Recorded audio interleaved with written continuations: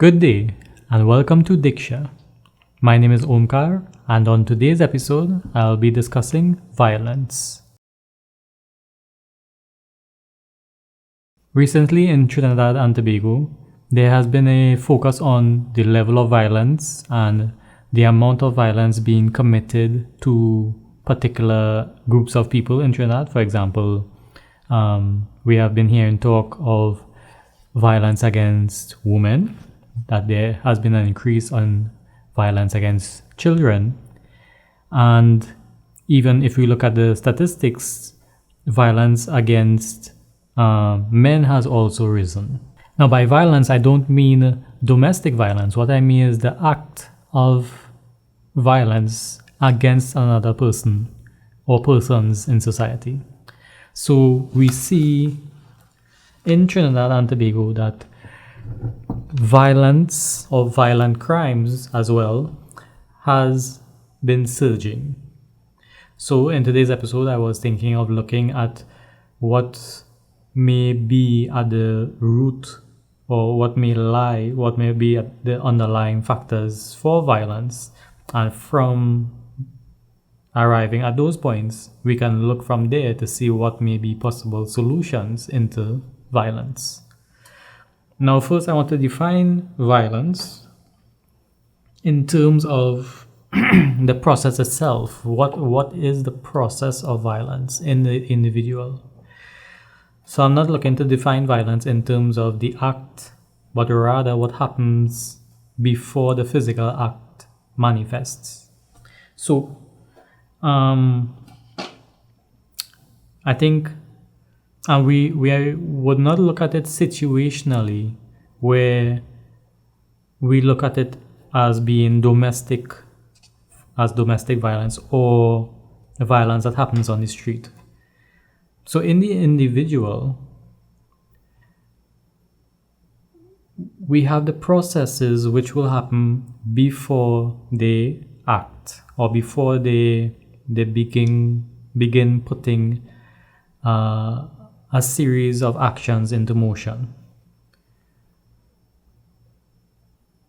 So what happens exactly? We can say that as an individual, I will have certain expectations and desires within me. Situationally speaking, at home, we'll have certain expectations and desires. At work, we'll have certain expectations and desires.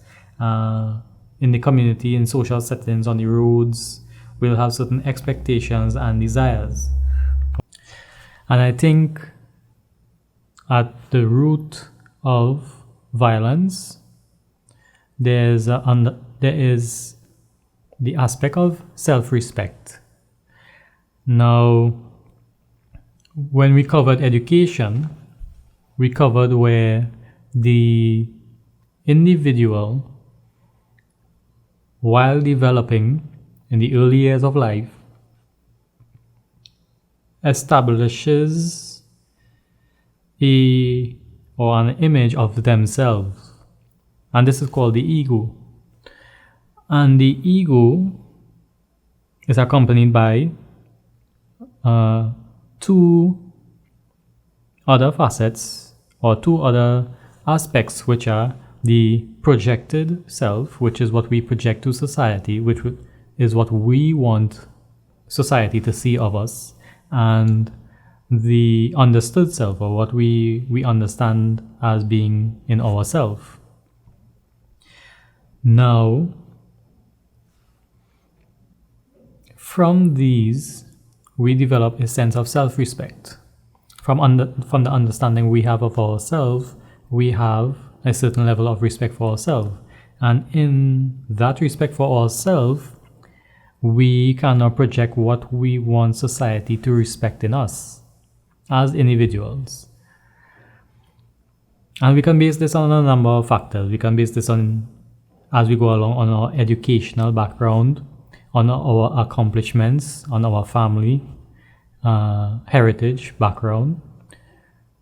But we develop a certain image of what we expect to be respected in society. And now I think that violence comes when that aspect of ourself is disrespected in society. Now, not all violence is physical, and not all violence is, we will say, harmful, because we can have what you call passive aggressive behavior. We can have where we choose to express our aggression as a form of self-discipline or introspection into ourselves. It depends on the nature of our own mind and our own intellectual capacity as people. Now, we resort to violence when we lose control of ourselves.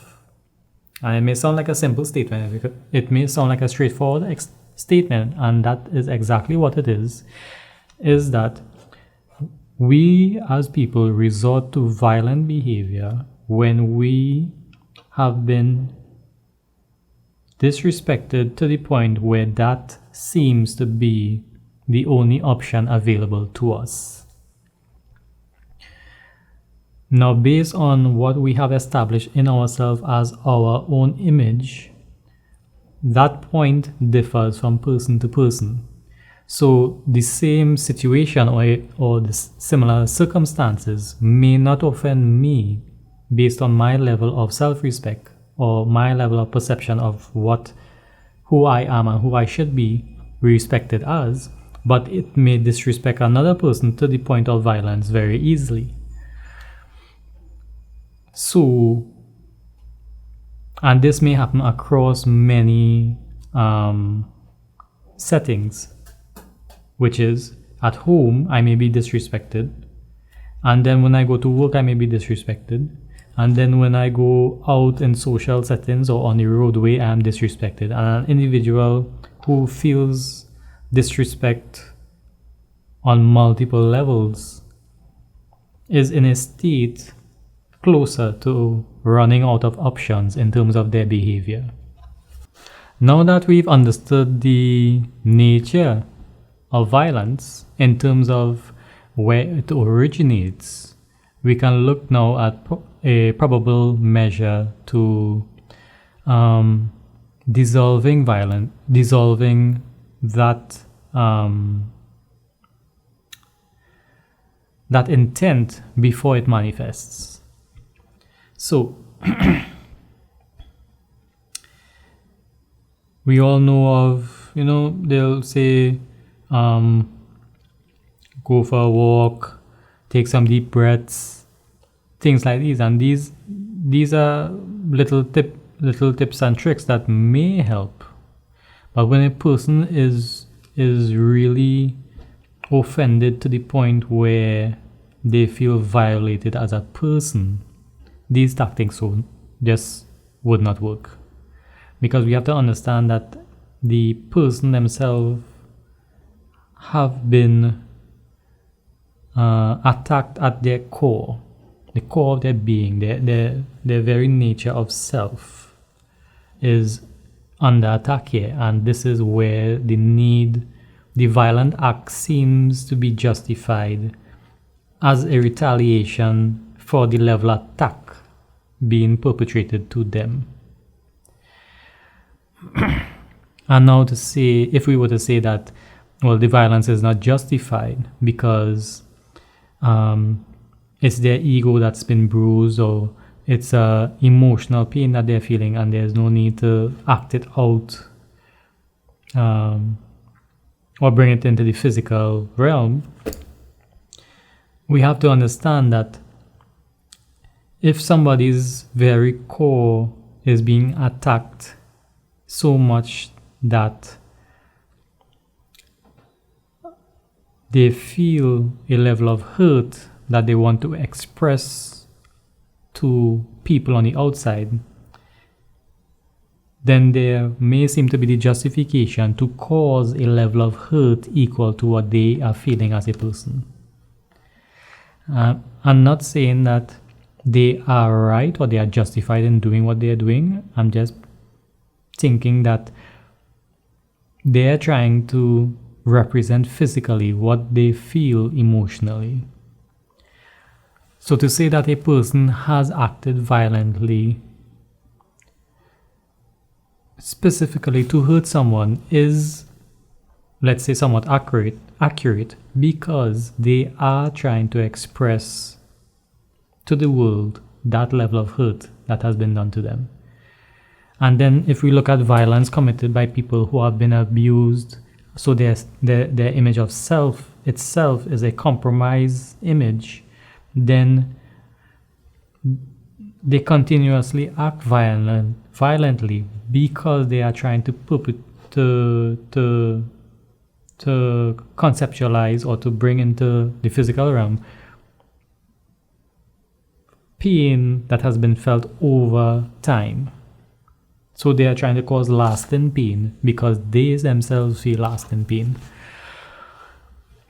Now, I'm not saying that we should sympathize with people who cause violence, but the violence itself has a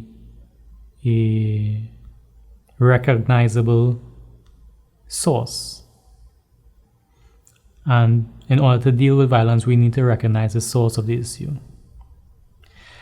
Now, on a little side note to that, like if we carry the tangent on, when we look at violence in schools, or we look at domestic violence, and we say that this person is acting violently, so they are a bad person, or this child is acting violently, so they are a bad person. We need to look at where is the